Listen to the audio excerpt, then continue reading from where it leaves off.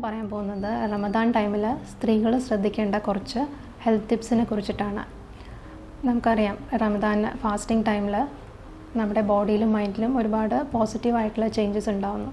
അപ്പോൾ ആ സമയത്ത് സ്ത്രീകളുടെ കുറച്ച് ആരോഗ്യ പ്രശ്നങ്ങൾ ഒന്ന് ഡിസ്കസ് ചെയ്യാം. പ്രഗ്നൻ്റ് ആയിട്ടുള്ള ലേഡീസും അതുപോലെ ന്യൂ മദേഴ്സും ലാക്ടേറ്റിംഗ് ആയിട്ടുള്ള മദേഴ്സും ഫാസ്റ്റിംഗ് എടുക്കുന്നതിന് മുന്നേ തീർച്ചയായിട്ടും അവരുടെ ഡോക്ടറിനെ കണ്ട് ഡോക്ടറിൻ്റെ അഡ്വൈസ് സ്വീകരിക്കേണ്ടതാണ്.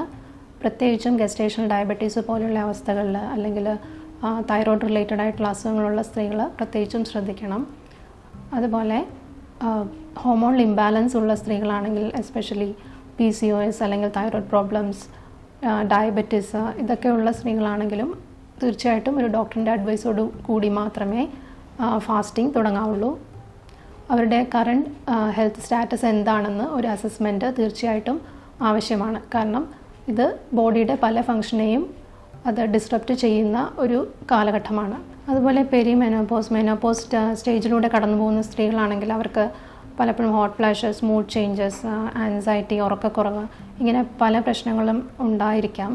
അപ്പോൾ അവരും ഇതുപോലെ തന്നെ ഫാസ്റ്റിംഗ് ബ്രേക്ക് ചെയ്യുന്ന ടൈമിൽ അവരുടെ ആഹാരം എപ്പോഴും ഒരു ന്യൂട്രീഷ്യസ് മീലാവാനായിട്ട് ശ്രദ്ധിക്കണം. അതുപോലെ ഹൈഡ്രേറ്റിംഗ് ആയിട്ടുള്ള ഫുഡ് ഇൻക്ലൂഡ് ചെയ്യണം.